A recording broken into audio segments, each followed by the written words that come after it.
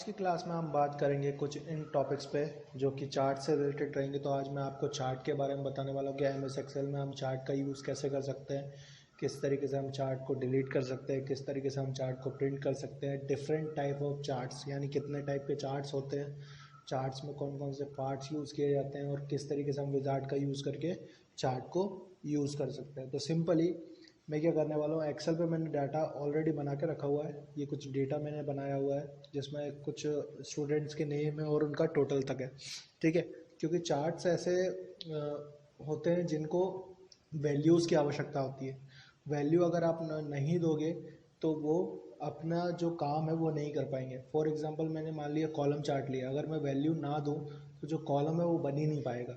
तो इसलिए यहाँ मैंने कुछ ऐसे ऑप्शंस लिए हैं जिसमें वैल्यू रहेगी और गाइडेंस के लिए उनके नेम वगैरह ये सब रहेंगे।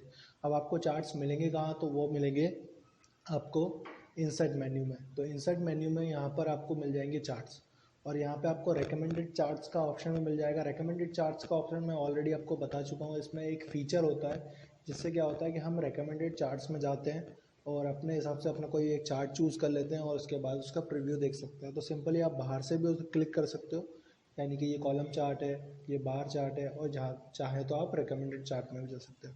तो जैसे मैं रिकमेंडेड चार्ट में आ गया तो फॉर एग्जांपल यहाँ पर रिकमेंडेड चार्ट है तो यहाँ पे एक कॉलम चार्ट रिकमेंड कर रहा है, ठीक है। कॉलम चार्ट रिकमेंड कर रहा है तो मैं इसमें से ये वाला चार्ट चूज़ कर लेता हूँ, ठीक है। और यहाँ पर मैं कर दे रहा हूँ ओके।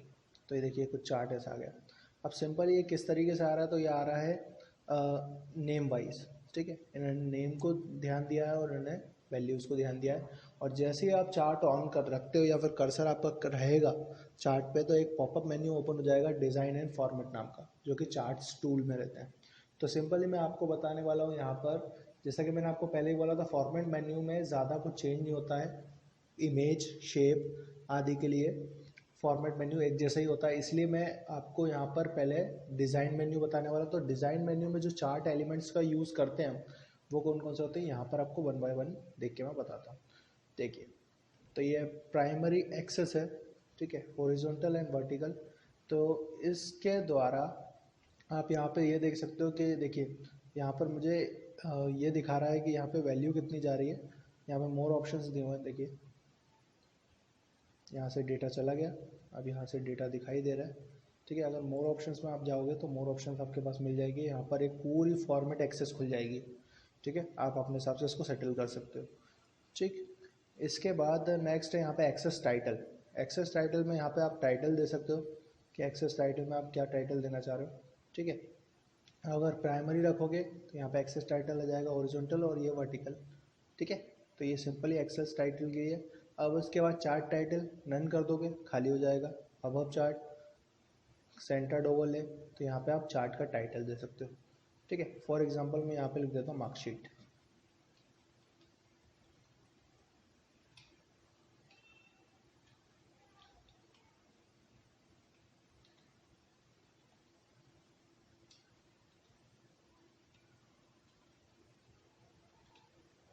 ठीक है।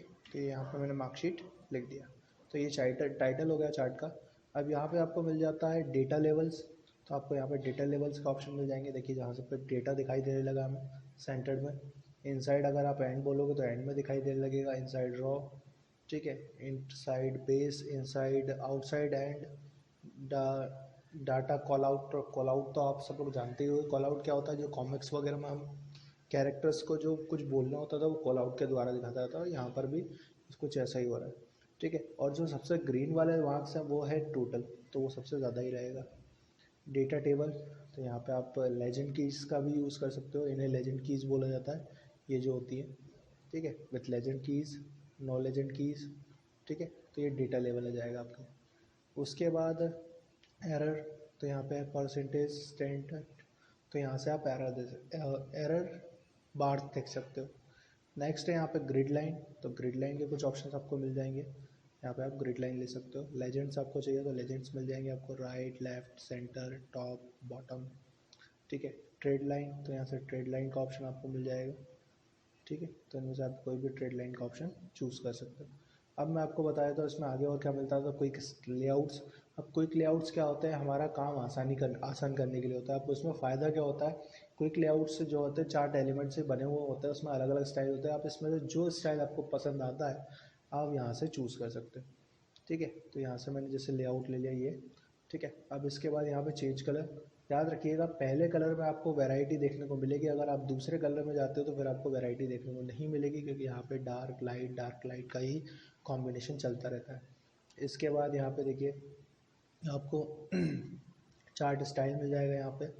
ठीक है, तो ये पूरा फॉर्मेट मेन्यू चार्ट के लिए है। अब यहाँ पे स्विच रो, स्विच कॉलम। ठीक है, ये देखिए स्विच रो, स्विच कॉलम।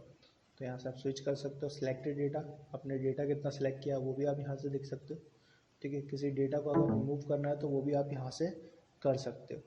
अब चेंज है चार्ट टाइप, अगर आपको चार्ट का टाइप चेंज करना है तो दूसरा मैं आपको बताया था, जैसे लाइन चार्ट होता है, यहाँ पे लाइन चार्ट ले लिया मैंने।